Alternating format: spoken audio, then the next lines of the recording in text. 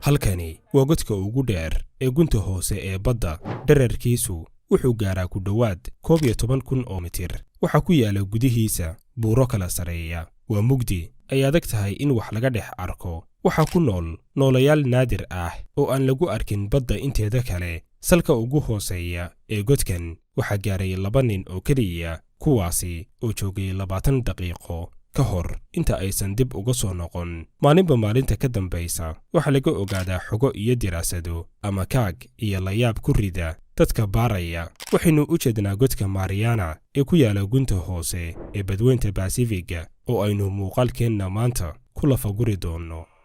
sanadkii 1872 doon la oran jiray HMS Challenger ayaa ka sharaacatay dalka Ingiriiska. yoolka doontan ayaa ahaa inay diraasad ku samayso badaha iyo sidoo kaleba inta uu la eg yahay dhererkoodu. xilligaasi si loo ogaado dhererka badda waxay adeegsan jireen xargo dhaadheer oo dhumuc leh, afkana ay kaga xiran tahay bir. waxaana xarigan ku qornaa lambaro xadidaya cabirka joog kasta. 25 kiilomitir ee ay socotoba shaqaalihii doontan ayaa tuuri jiray xarigan, kadibna birta ku xiran afka hore ee xariga ayaa marka ay gaarto gunta hoose ee meesha ay markaa marayaan istaagi jirtay. kadibna lambaradii aynu soo sheegnay inay ku qornaayeen xarigan ee lagu xadidayay hadba dhererku inta uu la eg yahay ayay ka arki jireen shaqaalaha doontu dhererka meesha ay markaa marayaan. inkasta oo ay tahay shaqo aad u adag, haddana waxay ahayd xilligaasi qaabka keliya ee lagu ogaan jiray gunta hoose ee badda. waxa dhacday in sidii uu markabkani u socday uu sanadkii 1875 gaaray meel filanwaa iyo layaab ku noqon doonta. markii ay marayeen galbeedka badweynta Pacifiga, gaar ahaanna meel u dhow jasiiradaha Mariana, shaqaalihii doontan ayaa sidii caadada ahayd tuuray xariggii ay wax ku qiyaasayeen. hal mar waxay ku warheleen xariggii oo aanbay istaagayn oo iska socda, marba marka ka sii dambaysana hoos u sii degaya.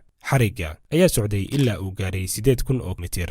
gunta hoose ee badda waxay noqotay filanwaa oo ma jirin xilligaasi cid islahayd waxaa jira dherer intan la eg oo ay leedahay baddu. nasiib darro doontan, maadaama aysan lahayn xilligaasi qalab tiknoolajiyadeed oo awood u siinaya inay xogo dheeraad ah ka ogaato godkan, dib ayay isaga noqotay. waxaana dhacday in 75 sano kadib mar kale loo soo qalab qaatay sidii baaritaan loogu samayn lahaa waxa ku jira godkan iyo sidoo kaleba si loo ogaado inta uu la eg yahay. sanadkii 1951 ayuu mar kale Ingiriisku u diray godkan doon cusub. doontan ayaa lahayd qalab tiknoolajiyadeed oo casri ah oo awood u siinaya inay ogaato dhererka ama moolka rasmiga ah ee godkan, iyada oo adeegsanaysa mashiin mawjado ku shaqeeya oo la yidhaahdo sonar.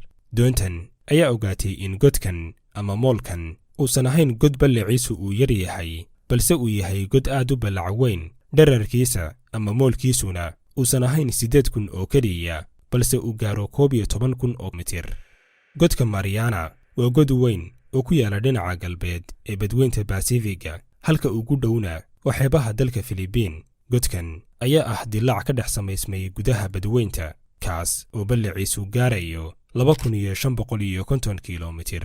dhererkiisana waxa lagu qiyaasay ku dhowaad 11,000. cilmi baarisyada lagu sameeyey ayaa lagu sheegay in godkani uu ka dhashay foolkaano ka qaraxday gunta hoose ee badda, taas oo soo gaartay qaybta hore ee biyaha, sidaana uu ku samaysmay jeex weyn oo leh dhumuc weyn iyo dherer ilaa qaybta hoose ee badda isku xiran. wuxuuna ka mid yahay goobaha ay ku qarsoon yihiin siraha badan ee ka hadlaya awoodda Alle ee abuuridda dunidan aynu saaran nahay. dhererka godkan ayaa wax ka badan 1 mayl ka sii badan dhererka buurta dunida ugu dheer ee loo yaqaano Everest. gudaha godkan ayaa ah mugdi, leh mawjado aad u culus iyo cimilo heerkulka qabowgoodu sareeyo, taas oo sababaysa inay aad u yar yihiin noolayaasha ku nool godkan. waxaa jiray in sahanno loo diray gunta hoose ee godkan, iyada oo la adeegsanayo robotyo casri ah laga arkay noolayaal ku nool. markii ugu horeysay ahaydna marka keliya ee ay dadgaareen gunta hoose ee godka Mariana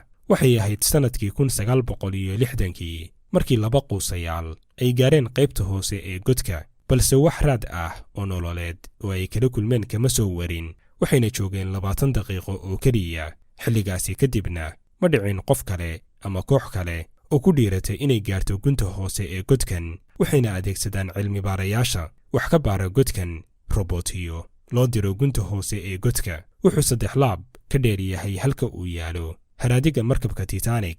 horumarka tiknoolajiyadda ayaa sahashay in cilmi-baarayaashu ay u diraan gujisyo yaryar oo robotiyo ah si ay sawirro iyo muuqaallo uga soo diraan gudaha godkan. arrinta la yaabka ah ayaana noqotay inay qaybo badan oo godkan ka mid ah ay yihiin buuro leh jeexjeexyo waaweyn. keliya 200 mitir oo qaybta sare ah ayuuna iftiinka cadceeddu soo gaaraa. wixii intaa ka dambeeya waxaa bilaabanaya mugdi aad u xoog badan oo qayb walba qaybta ay ka sii hoosayso ka xoog badan. mar walba oo hoos loo sii degana waxaa sii yaraanaya noolayaasha lagu arki karo. noocyada yar ee lagu arkay godkan ayaana ah kuwo aan lagu arkin meelo kale oo badweynta ka mid ah.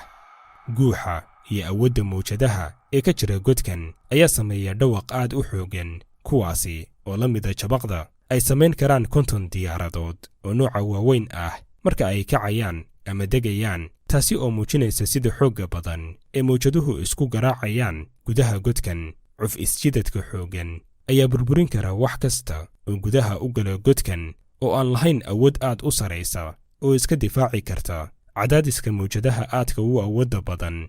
in kasta oo uu godkani ku yaalo badweynta Basifiga dhanka xigta qaaradda Aasiya, haddana waxaa lahaanshiyihiisa sheegtay dalka Maraykanka oo xukuma jasiiradda Guam ee ku dhex taala badweynta Basifiga, taasi oo gacanta Maraykanka gashay dhammaadka dagaalkii labaad ee dunida. godka Mariana ayaa u jira xeebaha jasiiraddan ku dhowaad 200 oo kiiloomitir.